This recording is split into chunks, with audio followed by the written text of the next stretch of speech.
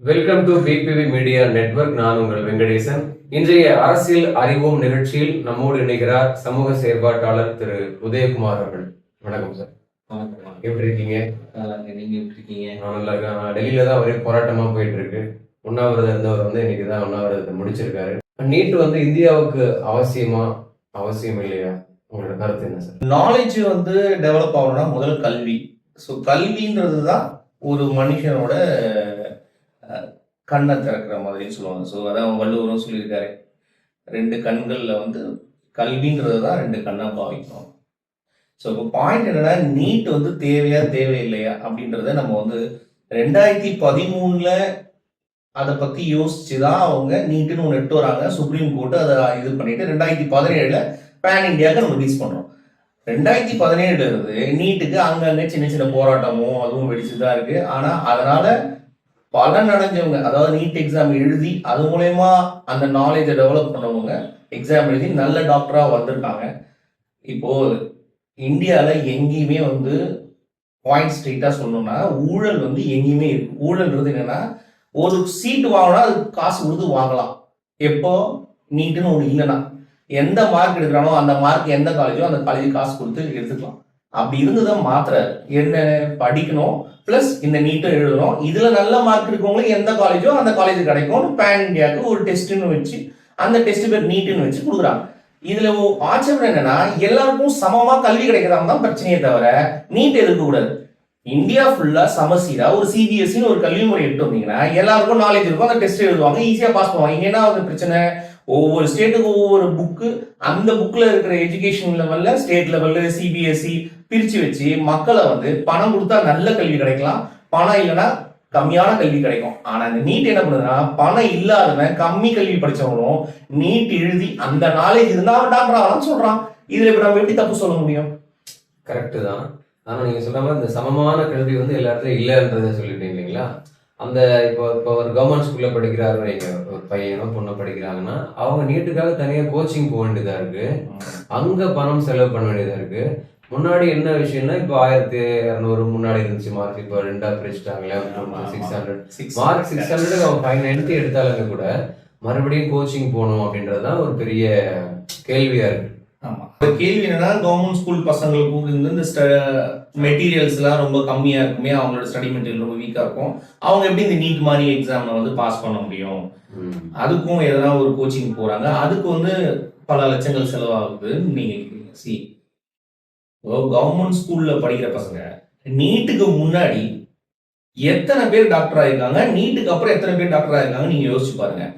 நீட்டுக்கு முன்னாடி பல கவர்மெண்ட் ஸ்கூல் ஸ்டூடெண்ட்ஸ் எல்லாரும் அவங்க அப்பா அம்மா வருமானம் அதிகமா இருந்தா அந்த சீட்டுக்கு காசா கொடுத்தவனா கவர்மெண்ட் டாக்டர் ஆகிப்பாங்க தவிர உண்மையாவே ஏழை மாணவன் படிச்சவன் யாருமே டாக்டர் ஆகிருக்கு. இப்ப அவங்க என்ன பண்றாங்க, இப்போ கோச்சிங்காக கவர்மெண்ட்டும் பல கோச்சிங் சென்டர் நடத்துதுங்க, கம்மியான அமௌண்ட்டுக்கு நடத்துது. மக்கள் என்ன பண்றாங்க, அந்த டாக்டர் சீட்டுக்கு ஒரு 20 லட்ச ரூபா கொடுக்கறதுக்கு 1 லட்ச ரூபா ஒரு வருஷத்துக்கு கொடுத்து படிக்க வைக்கணும், படிக்க வைக்கிறாங்க. அந்த பசங்க அந்த நாலேஜை வளர்த்துக்கணும்னா அங்க போய் பார்க்கும்போது அந்த ஒவ்வொரு புத்தகமும் சிபிஎஸ்சி வருது. இவங்க படிச்சதுலாம் ஸ்டேட் போர்டு. அங்க போனா 11th + 2 புக்ஸே அங்க பாத்தீங்கன்னா இவங்க படிச்சதெல்லாம் இல்ல, அங்க வேற மாதிரி ஒரு புத்தகம். இது அவங்க கத்துக்கிறதுக்கே 6 மாசம் ஆகுது எங்க அந்த கோச்சிங் சென்டர்ல. அதுக்கப்புறம் அவங்க 6 மாசம் தான் எக்ஸாம் எழுதுறது ப்ரிப்பரேஷனே சொல்லி தராங்க. இது எதுக்கு சொல்ல வரேன்னா, பணம் எல்லா இடத்துலயும் வைட்டல் கிளியர், அதை நம்ம மாற்றவே முடியாது. நம்ம அறிவை எப்படி வளர்த்துக்கணுன்றது மட்டும் தான் பேச்சு. ஸோ 2013 முன்னாடி நீட்டு இல்லாத போது மக்கள்ல நல்லா படிச்சவங்க, எக்ஸாம் எழுதி பாஸ் பண்ணவங்க, கவர்மெண்ட் டாக்டர் ஆனவங்க அதிகமா இல்ல, பணம் கொடுத்து டாக்டர் சீட் வாங்கணும் ஜாஸ்தி. இப்ப நீட்ல அது தடுக்கப்பட்டிருக்கு. இவ்வளவுதான் அதோட விஷயம். ஸோ கவர்மெண்ட் ஸ்கூலுக்கும் இதுக்கும் எனக்கு தெரிஞ்சு நாலேஜ் டெவலப் பண்றதுலாம் இருக்குமே தவிர, இப்போ நல்ல நாலேஜ் உள்ளவர் கவர்மெண்ட் ஸ்கூல்ல படிச்சிருப்பாரு, இந்த கோச்சிங் போனாருன்னா டாக்டர் ஆயிடுவாரு நீட் எழுதி. அவ்வளவுதான் அதோட. கரெக்ட். நீங்க சொல்ற மாதிரி அரசாங்கமும் சப்போர்ட் பண்ணுது. ஆமா, நிறைய இந்த தனியார் தொழில் நிறுவனங்கள் கூட இந்த கோச்சிங் சென்டர்ஸ் இருக்கு. விஷயம் என்னன்னா, அந்த மாணவர்கள் அதை தேடி போகணும், தேடி அதை கத்துக்கிட்டாங்க அப்படின்னா நீட்ல பாஸ் பண்றதும் ஈஸி, டாக்டர் ஆகிறதும் ஈஸின்றதுதான் அவங்களோட கருத்தா இருக்கு. ஆனா இந்த மாதிரி போயிட்டு இருக்கும்போது திடீர்னு இப்ப நார்த்ல எல்லாம் பாத்தீங்கன்னா அந்த நீட் வினாத்தாள்லயே கசிவு ஆயிருக்கு. ஆக்சுவலி அந்த கொஸ்டின் பேப்பர் லீக் ஆயிருக்கு. அதனால மிகப்பெரிய போராட்டம் டெல்லியில வெடிச்சிருக்கு. அந்த போராட்டம் அவசியமா? அந்த போராட்டத்தோட விளைவு இப்ப ரொம்ப கடுமையா இருக்கு. இந்தியா முழுக்குமே இப்ப எப்படி மாறிட்டு இருக்குன்னா, வினாத்தாள் கசிவால உருவாக்கப்பட்ட ஒரு போராட்டம் வந்து நீட்டே வேணான்ற அளவுக்கு வந்து நாளுக்கு நாள் அதிகமாயிட்டே இருக்கு. ஒரு எதிர்ப்பு தெரிவிக்கிறதுக்கு ஒரு போராட்டம். ஆனா அந்த எதிர்ப்பு வந்து எதை நோக்கி இருக்கணும்? இப்போ வினாத்தாள் கசிவுல உங்களோட பிரச்சனையா இல்ல நீட்டே பிரச்சனையா? நீட்டே பிரச்சனை நீங்க 2017 இருந்து எல்லா வேலையும் பண்ணிருக்கலாம், இதை நிறுத்திக்கலாம். ஏன்னா ஒவ்வொரு கவர்மெண்ட்டும் அந்த அப்போசிஷன் பண்ணிருந்துச்சு. 2013 ஏற்படும் போது வேற கவர்மெண்ட், 2017 வரும்போது வேற கவர்மெண்ட். அப்பெல்லாம் அமைதியா இருந்தோம். பல லீக்கேஜ் நம்ம பார்த்துருக்கோம். நான் சொல்றது நீட் மட்டும் இல்லை, இதே மாதிரி உங்களுக்கு டிஎன்பிசியில் கொஸ்டின் பேப்பர் ரிலீஸ் ஆயிருக்கு, 10th கொஸ்டின் ரிலீஸ் ஆயிருக்கு. எல்லா டைம்லயும் ஏதோ லீக்கேஜ் இருக்கு. நம்ம என்ன முடிவு பண்ணோம்னா லீக்கேஜை எப்படி அரெஸ்ட் பண்ணணும், அந்த லீக்கேஜ் இல்லாம பண்ணவங்கள வேணா இப்போ இன்னும் ஒரு பதில் ஒன்று சொல்லியிருக்கீங்க. அந்த அமைச்சர் வந்து ராஜினாமா பண்ணணும், இல்ல மோடி அரசு அவரை வந்து ராஜினாமா பண்ண வைக்கணும். அது நல்ல இது. ஏன்னா தவறு எங்க நடக்குதோ அந்த தவறை சுட்டி காட்டி இனிமேல் இப்படி நடக்கக்கூடாது அப்படின்னு சொல்லலாமே தவிர முழுசா நீட்டை வந்து நம்ம விளக்குறதுக்கு எனக்கு தெரிஞ்சு நீட்டை வந்து முழுசா விளக்குனீங்கன்னா நிறைய பிரச்சனை என்ன வரும்னா மறுபடியும் இதே போல சீட்டுக்கு காசு கொடுத்து அவங்க டாக்டர் சீட்டு பணக்காரங்க எல்லாம் படிக்க வைப்பாங்க, ஏழைங்க ஏழையாவே இருப்போம். இதுதான் உண்மை. அந்த டெல்லி போராட்டத்துக்கு முக்கியமான காரணமா இருக்குது அந்த காக்ரோச் ஜனதா பார்ட்டி அப்படின்னு சொல்றாங்க. என்ன காக்ரோச் ஜனதா பார்ட்டினா என்ன? பாரதிய ஜனதா பார்ட்டியோட சொன்னீங்க. ஓ பிளான் ஏ பிளான் பி, அந்த மாதிரி பிளான் பி ஆல்ரெடி இருக்காத பிஜேபி, இது பிளான் சி அதான் சிஜேபி. ஓ பிளான் பி எது? அதான் Bharatiya Janata party. Plan A தான் காங்கிரஸ், அவங்க போட்டுதான் பிஜேபி வந்தாங்க. ஓகே, ஸோ இது ஒண்ணுமே இல்லை எனக்கு. அதாவது ஆல்பபெட் அப்படியே மாத்திட்டு வந்தாங்க, மாத்தாங்க. இது காக்ரோச். நீங்க யோசிச்சு பாருங்க, காக்ரோச் வந்து எதுக்காக அந்த பேரு? யூனிவர்ஸ்ல அழியவே அழியாத பல வருடம், அதாவது பல ஆயிரம் வருடங்களை கடந்தது. அவங்க என்னன்னா எங்கெல்லாம் வந்து பிரச்சனை இருக்கு, பிரச்சனைன்றா ஊழல், அப்புறம் இந்த மாதிரி ஒரு ஆக்சுவலா சொல்லணும்னா கல்பிரிட்ஸ் யாருன்னு பார்த்து அவங்களுக்கு எதிர்த்து இவங்க போராடுறது தான் இவங்க இதுல கேங்ல பாத்தீங்கன்னா நீங்க இந்தியாவில் இருக்கவங்க மட்டும் இல்ல, ஆல் ஓவர் வேர்ல்ட்ல இருக்கவங்க இருக்காங்க. போராட்டத்துக்கு வந்து வெளிநாட்டுல இருந்துலாம் வந்து போராட்டம் பண்றான். ஸோ இந்தியாவோட சிட்டிசன் கூட இல்லாம இருக்கலாம், அது நமக்கு தெரியாது. அங்க நடக்கிற இன்ஃபர்மேஷன் என்னன்னா சிஜேபியில் இருக்கிறவங்க ஃபேஸ்புக் மூலயமாவும் லைவ்ல தான் எல்லா இடத்துலயும் அவங்களுக்கு லிங்க், அங்க இருந்தா வந்து இங்க போராட்டம் நடத்துறாங்க. இப்போ ரீசெண்டா தான் வந்து பஞ்சாப்ல வந்து கூட வந்து பண்றாங்க, இந்தியாவில் இருக்கவங்கலாம் வந்து வேற ஒரு ஸ்டேட்ல வந்து போராட்டத்துக்கு வந்துக்கிறாங்க. பட் ஃபர்ஸ்ட் உருவாக்குனது இதுக்காக தான். அங்க வந்து பிஜேபி இருக்கு, நம்ம வந்து அவங்களுக்கு ஆப்பரேட்டா உருவாக்குனாங்க, அதை அவங்க பண்றாங்க. பட் பாயிண்ட் ஒன்னு என்னன்னா சிஜேபி சொல்றது, இந்த இடத்துல ஃபர்ஸ்ட் அவங்க ஆரம்பிக்கும் போது இதான் சொன்னாங்க, நீட்டு கசிஞ்சது அந்த அமைச்சரை பதவி விலக சொல்லுங்கன்னு தான் ஆரம்பிச்சாங்க. என்னாச்சு? இதை கொஞ்சம் கொஞ்சமா பல அரசியல்வாதிகள் சேர்ந்து அதை நீட்டியும் இல்லாத மாதிரி பண்ணணும் அப்படின்னு போராட்டத்தை வெடிக்க வைக்கிறாங்க. இதுதான் இதுக்கு பின்னாடி இருக்காது. அவங்க ஆக்சுவலா ரொம்ப டீசெண்டா தான் இருந்தாங்க. சிஜேபி என்ன சொன்னாங்க, என்னென்ன தப்புன்றதை நான் தட்டி கேட்பேன், அது என் நாடுன்றதுனால நான் எந்தெந்த நாட்டுலாம் நம்ம நாட்டுக்காரங்க இருக்கோம் எல்லாரும் கலந்து வச்சு நான் அதை பேசுறேன் அப்படின்னு தான் அந்த இது ஆரம்பிச்சது. அதை ஆரம்பிக்கும் போதே ஆக்சுவலா நீங்க பாத்துருக்கீங்க, தமிழ்நாட்டுல அது கடவுள் கிடையாதுன்னு சொல்லிட்டாரு. அந்த மாதிரி ஒவ்வொரு ஸ்டேட்டும் சொல்லணும். முதல்ல ஆரம்பிக்கும் போது இவங்க என்ன பண்ணிட்டாங்க, அதை அசால்ட்டா நினைச்சாங்க அது நம்மள என்ன பண்ண போகுதுன்னு. அந்த டைம் பார்த்து கரெக்டா கொஸ்டின் பேப்பர் லீக் ஆகுது, அவங்க அதை கொஞ்சம் பெருசாகிறாங்க. ஸோ அந்த கொஸ்டின் பேப்பர் லீக்கேஜ் தெரிஞ்ச உடனே நம்ம மோடிஜி என்ன பண்ணிருக்கணும், உடனே அந்த மினிஸ்டர் கூடுப்பா, இது என்ன பிரச்சனையோ சால்வ் பண்ணுங்க, இனி இப்படி ஆகக்கூடாது. ஏன்னா ஏற்கனவே ஒரு லீக்கேஜை பார்த்தீங்க, நீங்க போன வருஷமும் அதை பார்த்தீங்க தான், ஆனா நீங்க எதுவும் ஆக்ஷன் எடுக்கலையே. அதுக்காக தான் இவ்வளவு மக்கள் வந்து இருக்கிறாங்க.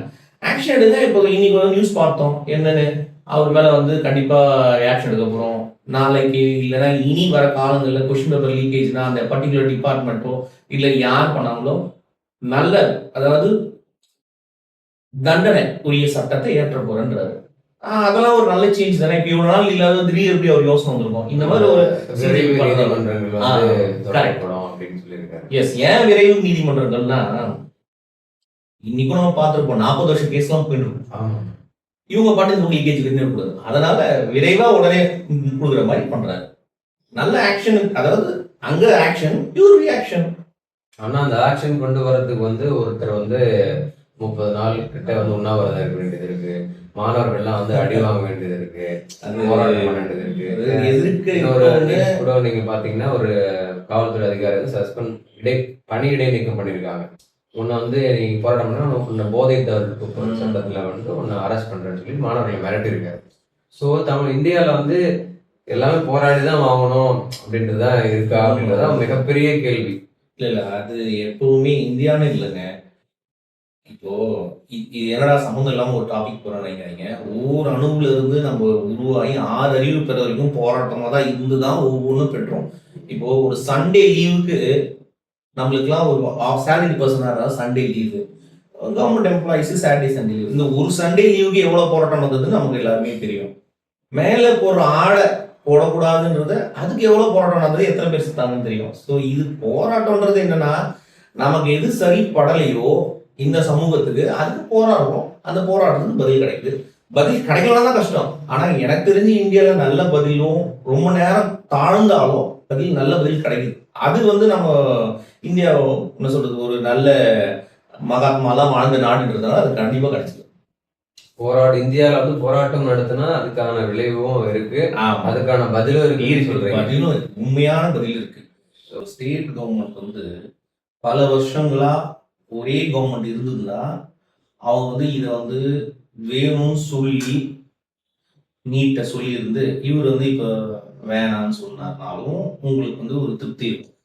நல்லா பாருங்க, இதுக்கு முன்னாடி இருந்த ஆட்சியாளர்கள் இதை வந்து வேணான்னு தான் சொல்லிட்டு இருந்தாங்க. பல போராட்டங்கள் எடுத்து பண்ணாங்க, திருப்பி கை நழுவிடுவாங்க. அப்புறம் சுப்ரீம் கோர்ட் சொல்லிச்சு நம்ம எதுவும் பண்ண முடியாதுன்னு சொல்லுவாங்க. இதெல்லாம் நம்ம பார்த்துருக்கோம். கடந்த 2013 அதை பார்த்து தான் இருக்கோம். நான் சொல்றது நம்ம ஸ்டேட்ல. ஸோ இப்போ இவர் வந்திருக்காரு, புதுசா வந்து ஒரு 60 நாள் ஆகுது. இப்பவே மறுபடியும் மேல போயிட்டு எதிர்த்து நமக்கு கிடைக்க வேண்டிய விஷயங்களே நிறைய இருக்கு இன்னும் கிடைக்காம. அதுக்கே வந்து பல போராட்டம் தமிழ்நாட்டில். அது நம்ம வந்து வேலைக்கு போறோம் வரோம், அந்த வேலையில மறந்துடுறோம். அதனால அது நடக்குது. அதனால இவர் என்ன பண்ணிட்டாருன்னு எனக்கு தோன்றது என்னன்னா, கொஞ்சம் வெயிட் பண்ணுவோம், இப்பவே உடனே ஆப்ரேட் பண்ணக்கூடாது. ஏன்னா நமக்கு கிடைக்க வேண்டிய நிறைய இப்போ விவசாயிகள் பட்ஜெட் வரும்போது இப்பெல்லாம் நம்ம எதனா ஒன்று பண்ணிட்டு பட்ஜெட்டுக்கு நம்ம மேல இருந்து எதனா கேட்கும்போது கிடைக்காம போயிடும். அதனால ஒண்ணு உண்மை அவர் சொல்றதும், நீட்டுக்கு நானும் எதிர்ப்பு தான். பேசுறீங்க, போராட்டம் பண்றீங்களா, இங்கேயே போகுது. நேற்று கூட ரேவதி மேடம் பேசினாங்க, அப்புறம் ரஞ்சித் பேசுறாரு இப்போ நீட்டை பத்தி. நினைக்கிறேன் இவங்களாம் நீங்களாம் எத்தனை வருஷத்துக்கு அப்புறமா வந்தீங்க? இப்போ அன்னைக்கும் போராட்டம் நடந்தது, இன்னைக்கும் நடக்குது. நீங்க நீட்டை எடுக்காம இந்த கசிந்த ஆளை தூக்குங்கப்பா, இனி இந்த மாதிரி லீக்கேஜ் இருக்கக்கூடாதுப்பா, மக்களுக்கு நாலேஜை கொடுங்கப்பா, எல்லாருமே ஒரே கல்வியா இருக்குங்கப்பா. இப்போ நார்த் இந்தியாவில் இருக்கவங்க இங்க வந்து வேலை செய்யறாங்க, இங்க இருக்கவங்க அங்க போய் வேலை செய்யறாங்க. நீங்க யோசிச்சு பாருங்க, இந்தியா வந்து தான் நீட் இருக்கா? அதை மட்டும் சொல்லுங்களேன். வேற நாட்டுல எங்கேயுமே இல்லையா சார்? எல்லா நாட்டிலையும் அமெரிக்கால ஒரு எக்ஸாம் இருக்கு, மெடிக்கல் எக்ஸாம். அது அண்டர் கிராஜுவேட் முடிஞ்ச உடனே அந்த எக்ஸாம் எழுதுனாதான் மெடிக்கல் போக முடியும். ஈரோப்ல இருக்கு. இதெல்லாம் பார்த்து தாய்லாந்துல இருக்கு சார். நம்ம நாட்டுல மட்டும் தான் இருக்குன்னு நீங்க நினைச்சீங்கன்னா அது நீங்க போய் பார்த்தாதான் தெரியும். அங்க இருந்தா இவங்க எட்டு வராங்க. சரி, ஏன் இந்த மாதிரி? நல்லா பாருங்க, நான் சொன்ன நாட்டுல எல்லாம் எங்கேயும் கரப்ஷன் கிடையாது. ஓகேங்களா? கரப்ஷன் இல்லாம ஆக்கிறதுக்கு தான் இந்த வழி எட்டு வர்றாரு அவரு. நீங்க மறுபடியும் இல்ல நீட்லாம் வேணாம், படிக்கிறவங்களுக்கு மார்க் மட்டும் போதும் அப்படின்ட்டு, அந்த மார்க் இல்லாதவனும் படிச்சிருக்கான். போலி டாக்டர்களை பல நம்ம பார்த்துருக்கோம். மார்க்கே இல்லாதவன் பணத்தை கொடுத்து படிச்சவனும் பார்த்துருக்கோம். இது மாறணும்னா கண்டிப்பா நீட் இருக்கணும். லீக்கேஜ் இல்லாம இந்த நாடு வந்து கரெக்டா இருந்தா நமக்கு நல்ல ஒரு நாலேஜ் உள்ள டாக்டர்ஸ் கிடைப்பாங்க. ஏழை மாணவர்கள் டாக்டர்ஸ் ஆவாங்க. அது இல்லாம தமிழ்நாட்டுல இந்த இடஒதுக்கீடு இருக்கு. எஸ், அது வந்து இப்போ ஆமா, அது மூலமா எடப்பாடி ஐயா வந்தது. கவர்மெண்ட் ஸ்கூல்ல படிச்சவங்களுக்கு இந்த மாதிரி கொடுத்தது வந்து ரொம்ப நல்ல வரப்பிரசாதம் எனக்கு தெரிஞ்சு சார். எங்க இப்போ நாங்க நெய்பர்ஸ் எல்லாம் பசங்க, இப்ப நான் என்னுடைய பசங்களோ நெய்பர் பசங்களோ +2 முடிச்சுறாங்க. இந்த 7.5ல வாங்குறவங்க என் கண் கூட ஒரு 3 பசங்க படிக்கிறாங்க கவர்மெண்ட் காலேஜ்ல. அவங்களாம் நீங்க நினைக்கிற மாதிரியோ யார் நீட்டை அவங்க விருப்பப்பட்டு எழுதி மார்க் எடுத்து தான் போனாங்க. இப்போ கவர்மெண்ட் ஸ்கூல்ல படிச்சவங்க ஒரு வருஷம் வந்து கோச்சிங் போனாங்க. அதுக்கு வந்து செலவு பண்ணி, இப்போ பிரைவேட் ஸ்கூல்ல செலவு பண்றது கவர்மெண்ட் ஸ்கூல்ல செலவு பண்ணலாம். அந்த காசு சேர்த்து வச்சு நீட் கோச்சிங் படிக்க வச்சேன்னு சொல்றாரு அவங்க அப்பா. ஓகே, படிச்சா அவன் பாஸ் பண்ணான். அவன் நீட் எக்ஸாம் எழுதுறான். ஃபர்ஸ்ட் அட்டெம்ப்ட்ல இல்ல, 2வது அட்டெம்ப்ட் தான் கிடைச்சது. ஆனா கவர்மெண்ட் காலேஜ் போயிட்டு இருக்கா. ஸோ அதனால அந்த ஆப்ஷன் எல்லாம் இருக்கு. அதாவது ஆனா எப்படியும் வந்து நீங்க சொன்ன மாதிரி படிப்பு அப்படின்னாலே வந்து பணம் செலவு பண்ணிதான் ஆகணும். அப்படின்னும் போது வந்து இப்போ கவர்மெண்ட் ஸ்கூல்லயே படிக்க வச்சு அந்த செலவுகளை அவர் மிச்சம் பண்ணி எப்படியும் அந்த மாணவர்களுக்கு வந்து அந்த லட்சியம் இருக்கணும். டாக்டர் ஆகணும் அப்படின்னு நினைச்சிட்டாங்கன்னா இப்ப இந்தியாவில் இந்த மாதிரி ஒரு இது இருக்குன்னா அதுக்கு அடாப்ட் பண்ணி வருது. நீங்க சொன்னீங்க தமிழ்நாட்டுல நிறைய போராட்டங்கள் இருக்கு, போராடான்னு சொல்லி. நம்ம ஜனநாயக டிக்கெட் கூட நிறைய பேர் போராடிட்டு இருந்தாங்க. அது நம்ம பேச முடியாது. ஸோ பேசக்கூடாது. ஆமா. ஸோ நீட் வந்து அவசியம்தான், ஆனா அதுக்கு நாம நீட்டா தயாராகணும் அப்படின்றதுதான் வந்து உதயகுமார் சாரோட கருத்தா இருக்கு. மீண்டும் ஒரு நல்ல நேர்காணலில் சந்திப்போம். இது உங்கள் அரசியல் அறிவோம். நன்றி சார். நன்றி, வணக்கம்.